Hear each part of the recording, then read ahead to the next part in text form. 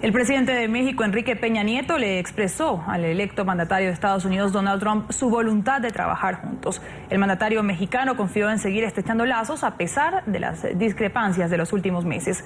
Asegura que los dos países son amigos, socios y aliados y que deben seguir trabajando mancomunadamente. Felicito a Estados Unidos por su proceso electoral y le reitero a Donald Trump la disposición de trabajar juntos en favor de la relación bilateral. México y Estados Unidos son amigos, socios y aliados que deben seguir colaborando por la competitividad y el desarrollo de América del Norte.